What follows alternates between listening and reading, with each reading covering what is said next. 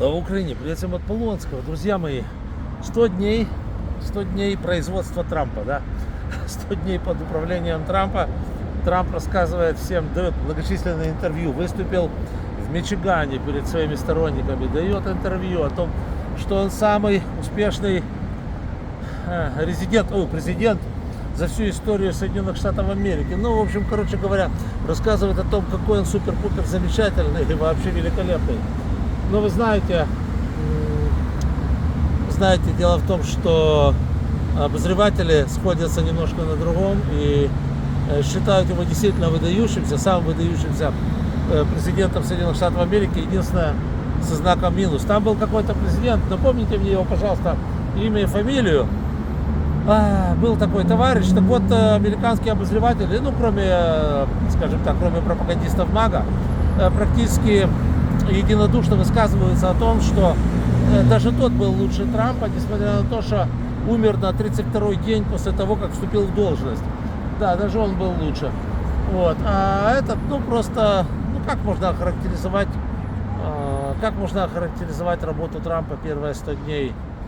Ну, я знаю. Я бы сказал так, первое — это испанский стыд и хаос.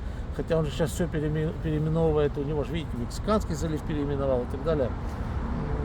Скажем так, американский стыд и хаос. То есть хаос абсолютно полнейший, абсолютно во всем. Начиная от экономики, кончая политикой, где он, ну, понимаете, скажем так, у него нет никакой политики и никакой экономики, и никакой экономической политики. То есть политэкономия ему неведома, да? Его действия напоминают, они просто хаотичны. Он делает, что попало. Потом, когда оказывается, что вот это действие, которое он сделал, что попало, оно кошмарное, он его берет, отменяет или отменяет частично. Потом смотрит, что это тоже не работает, ну, правильно, потому что оно и то было сделано с бадуна просто так, абы как, без расчетов, без ничего.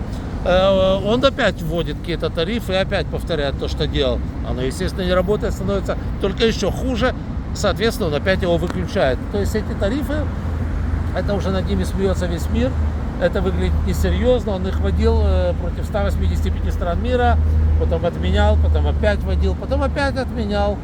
Вводил против целых отраслей промышленности, таких как, например, автомобильная, потом отменял, потом опять вводил, потом опять отменял. То есть, ребята, это знаете, если бы это была хотя бы немножечко продуманная какая-то компания, ну, ты вводишь, ты, значит, выдерживаешь определенный срок, там, пускай год, полгода или там 2 года лучше, смотришь, как оно работает, и корректируешь то, что ты сделал. А в данной ситуации это все просто от балды делалось, вообще без какого-либо смысла, вообще без понятия того, что он делает. От балды шмякнул, оно все начало валиться, отшмякал назад. Ага, не пошло, опять шмякнул, понимаете? То есть это, конечно, полнейший хаос.